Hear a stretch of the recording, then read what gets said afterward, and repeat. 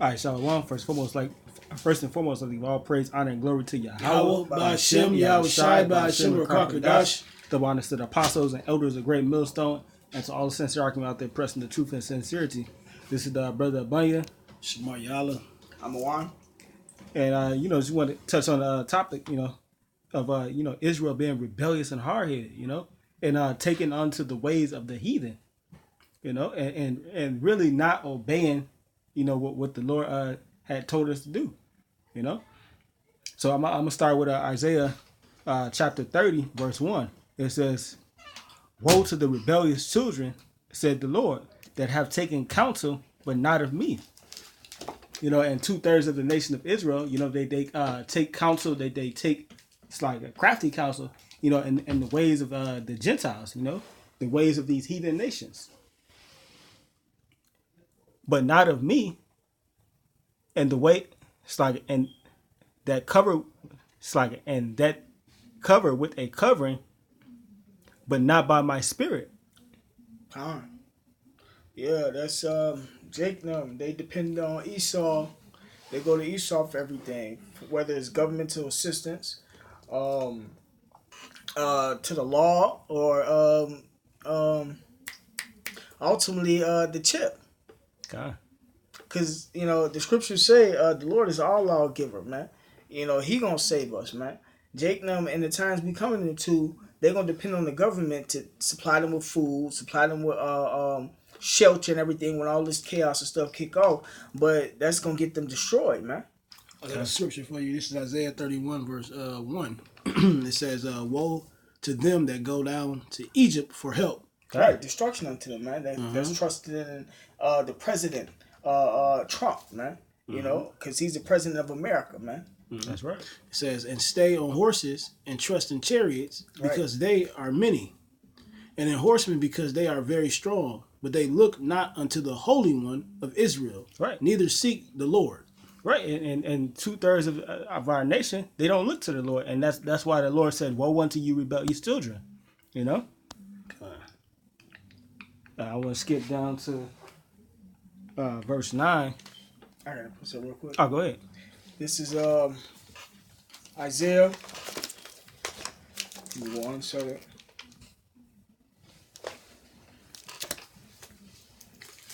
This is Isaiah chapter 33.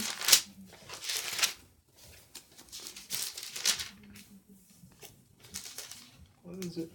Verse 22. It says, "For the Lord Yahweh is our judge. The Lord Yahweh is our lawgiver. The Lord Yahweh is our king. He will save us." Right, so Jacob is supposed to be adhering to the statutes, laws, and commandments and these scriptures, man. Not going to Esau, man. God. Like I was saying, going back to that chip, when they start to push that RFID chip out, the scriptures say that is against the Heavenly Father, man. And those that take it going to be put to death, man. But Jacob don't want to hear that, man. That's why when the brother Shamar brought out destruction unto those people, man. That's you right. know? All right, read that. All right, this is 2 Timothy, chapter 4, verse 3. It says, "For the time will come when they will not endure sound doctrine." And just like the brother was explaining, hey, that time is coming where they won't endure sound doctrine, It says, "But after their own lusts shall they heap to themselves teachers having itching ears." Right, and them teachers is these so-called pastors, these whatever philosophy that they might be into, they heaping up teachers unto themselves, but basically to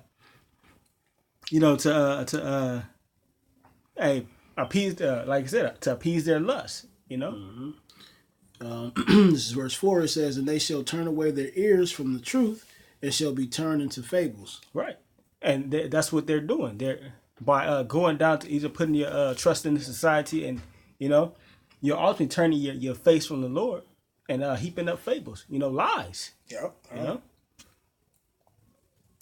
You got something? No. All right, I'm going to go back to Isaiah 30, because we pretty much say the same thing. Isaiah 30 and verse 9, it said, "This is a rebellious people, lying children, that will not hear the law of the Lord," because they stop their ears, They only want to hear what they want to hear. They only want to do what they want to do. or that's what the scripture say, hard head, stiff neck children. Yep. You know, and hey, that's why 2/3 of the nation of Israel has to be destroyed. You know, and only the elect are going to be exempt from this judgment. It's verse 10. It says, which say to the seers, see not, and to the prophets, prophesy not. And prophesy not to us right things, but speak unto us smooth things, and prophesy deceit. You know, so they, like I said, they want to, pretty much hear, oh, you can be, everybody can be saved. You know, what's another one? Everybody can be saved. John 3:16, the gospel of the world. The world, they thinking the world is everybody, but that's cosmos. That word means cosmos in the Greek, and that's a specific world. You know, there's different worlds that we're dealing with, and so like when they read that, they think that everybody's included, and that's not what it's about. You know, and like. And then as concerning Esau, they think their kingdom gonna go on forever, but the Lord said no. You know. So it says get out of your way, turn aside out of the path, because the Holy One of Israel caused the Holy One of Israel to cease from before us. You know, and that. That's pretty much what the 2/3 are saying. You know, we don't want to know the Lord. We don't want to do the way of the Lord. We want to do, fulfill our lustful desires. Mm-hmm. You know. You brothers have anything at all? Mm-hmm.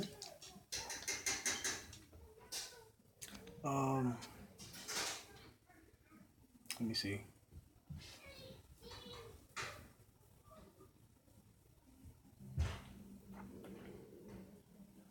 Yeah, that's the problem with Jake nowadays. Oh, wait a minute. No, go ahead, because the scripture I'm pulling up, you reading into it. So go ahead, you got it. All right. So verse 12, it says, Wherefore thus said the Holy One of Israel, because ye have despised this word, and turned in oppression, and perverseness, and stayed thereon, therefore this iniquity shall be to you as a breach and ready to fall, swelling out in a high wall, whose breaking coming suddenly in an instant. It's like suddenly at an instant, and break it as the breaking of a potter's vessel that is broken into pieces. And he shall spare, and there shall not be found in the bursting of the bursting of it that and the bursting of it a shed that is taken from the fire from the heath, and to the water withal out of the pit. Will we keep going? No. Cut it off. Where you gonna cut it off at? Go ahead. That was it? Yeah. You got one? Smart. Yeah, come on. This is Isaiah 56, verse 10. Oh, okay. This is Isaiah chapter 56, verse 10. His watchmen are blind. They are all ignorant. They are all dumb dogs. They cannot bark. Sleeping, lying down, loving to slumber. Right. And that goes to our so-called leaders, man. The so-called leaders of Israel, man. They are blind. They don't know the truth, man. They are all dumb dogs, man. They cannot bark, right? So they can't warn the people because they don't know the truth.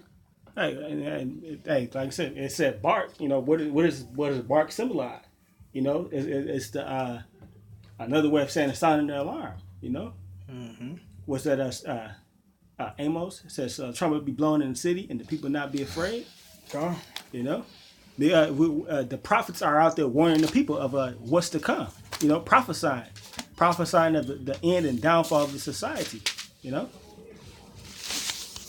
It says they cannot bark, sleeping, lying down, loving to slumber.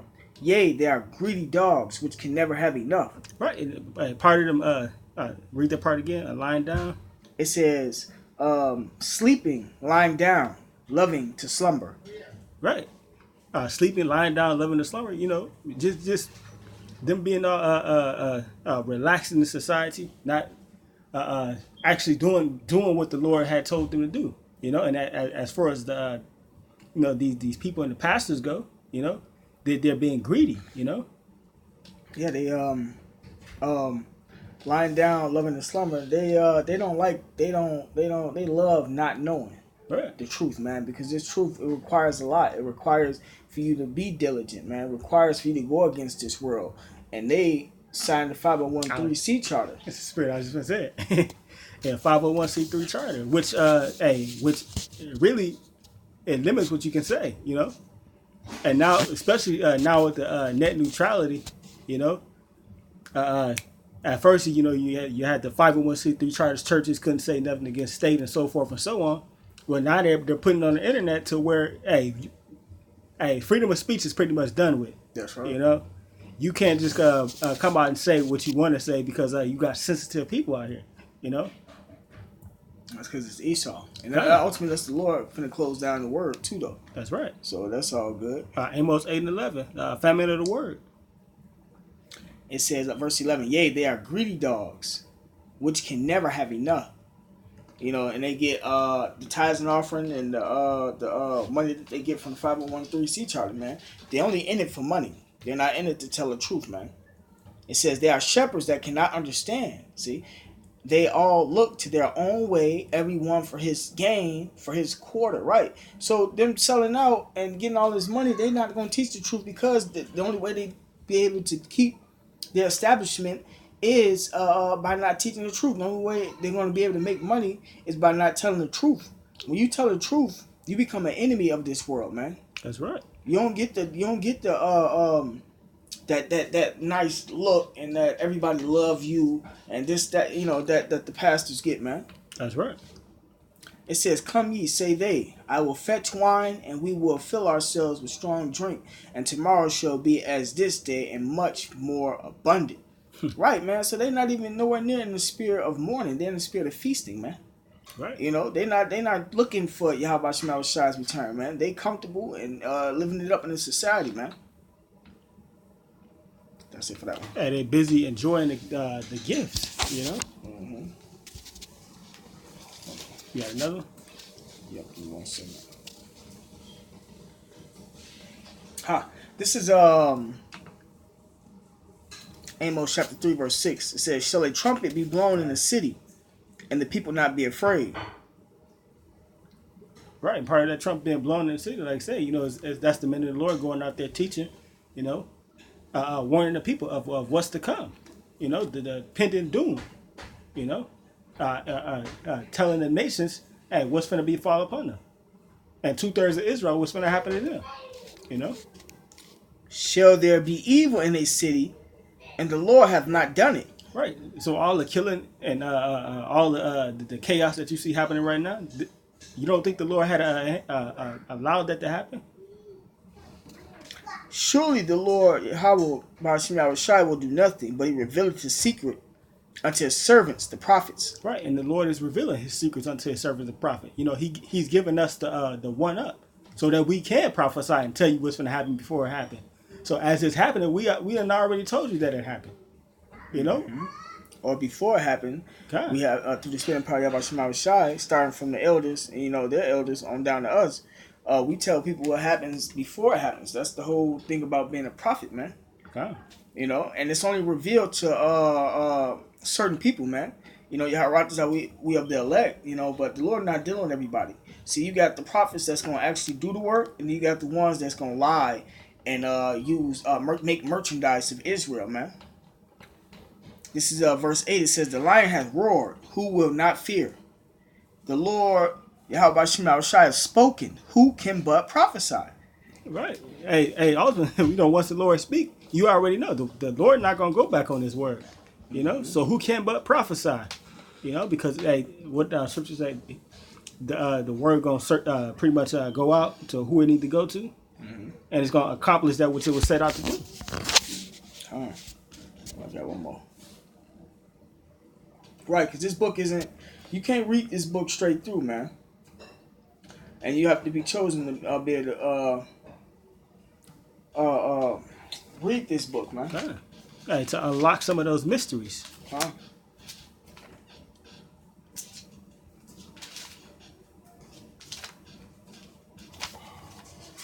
Hey, while you look for that, just bring up a quick thought. Hey, what he was saying to the disciples. Mm-hmm. He said, "Why do you speak to them in parables?" He said, "Because it is given unto you to know the mysteries of the kingdom of heaven, but unto them it has not been given." That's right. So, like brother said, it's only given to a select number of people, the elect. And hopefully we be of that number. The ones who understand prophecy. That's right. Because that's the time we're living in. This is